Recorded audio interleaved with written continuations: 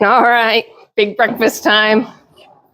As always, my wonderful little piggies with their waggy tails happily having breakfast. But more importantly, pumpkin and gourd update. We've got to get there. I don't even know if I can get there. So I would say not much has changed since the last time. Our fruits are starting to grow. I see a lot more pumpkin-ish stuff. There's also a lot of pollinator activity right now, which I love. And that pollinator activity, it's primarily bees, bumblebees, different types of bees. I don't think they're honeybees, believe it or not, but I'm not a bee expert. I did at one point want to be a bee expert. Here's a little, oh, there he goes.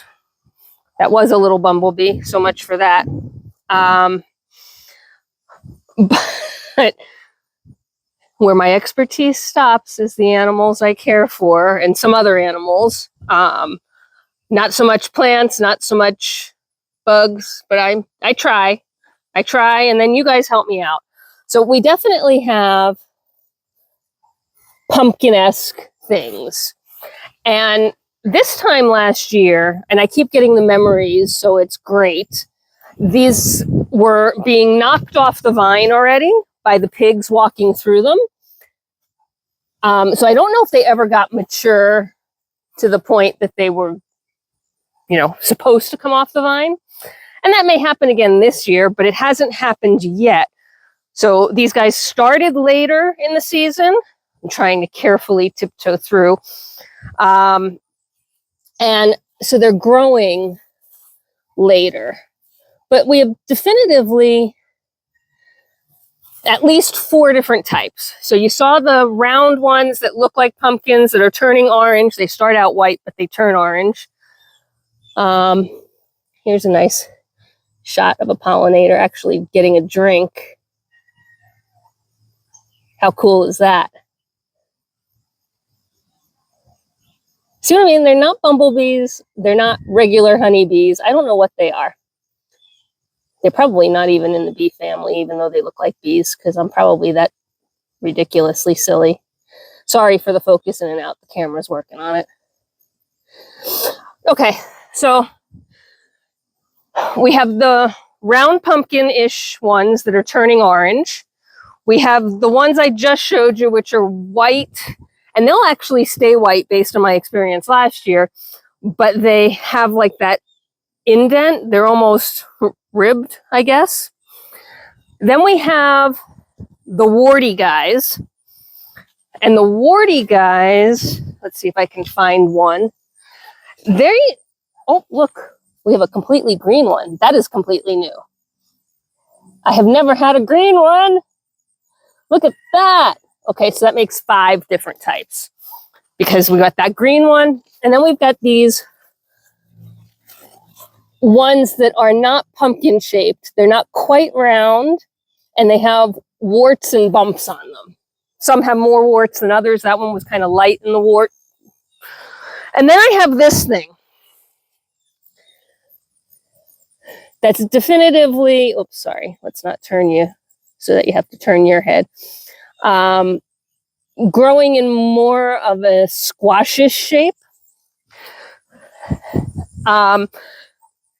And they still have not expanded down the pasture. So for whatever reason this year, they don't like the down pasture. They've come a little bit farther. The vines are starting to spread just a little bit, but not fully. We also have a new development here with the vine climbing the fence line. That has not happened in the past. I mean, it makes sense that it would, right? But this is new.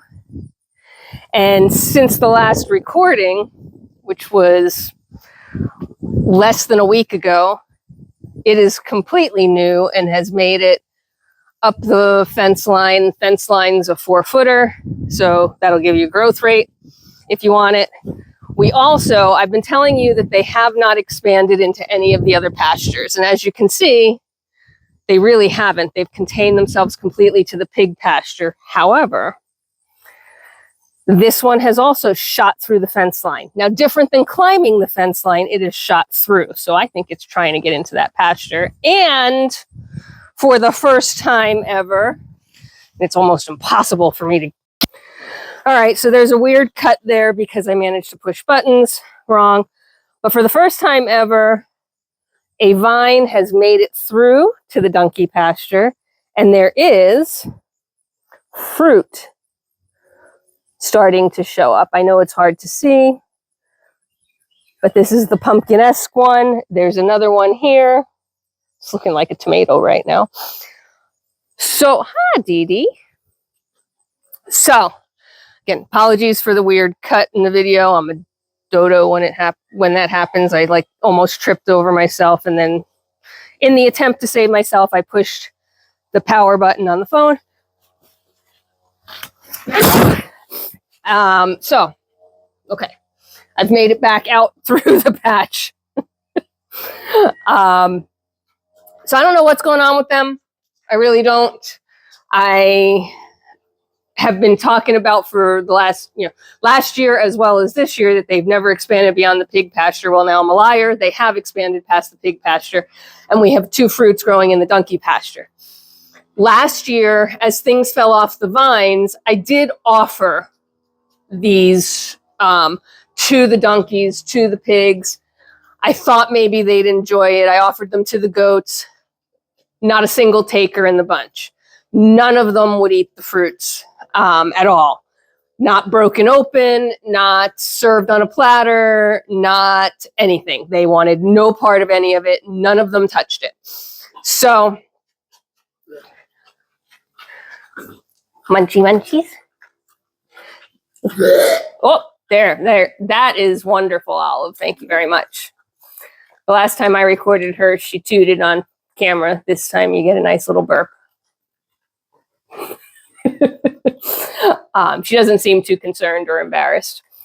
So I know that they're not going to eat them. I know that these guys are not going to enjoy the fruits at all. But it will be interesting to see what the donkeys do with that one that has creeped into their pasture. It'll be interesting to see if they just leave it alone and let it grow and let the fruits grow very similar to the pigs do. If they stomp it to death because it's new and not supposed to be in their pasture. Or if they taste it. I don't know. But we'll keep an eye on it. So that's all I got for the pasture update and our pumpkin patch / gourd patch / I don't know what half of those things are. But as they start to get knocked off the vine, which, like I said, last year at this time, they were already doing that. It looks like this year it's going to be much later, which is better. I do set them up on all the fence posts for fall decoration. So it's really kind of fun to have free fall decoration. And then before they rot out, I gather them up and we take them out to the woods. We did that as a group. We went out to the woods and broke them open and served them for the wildlife. And believe it or not, I checked on them several times, and it took quite a while for the wildlife to finally eat it, but they did eat it. So we know that maybe putting it out later in the season than I did last year will actually be better because it will be more, closer to winter when food becomes a little bit more sparse and things might be more interested in eating it. Well, so there you go. And as always, when we do pigs, we have to say the end.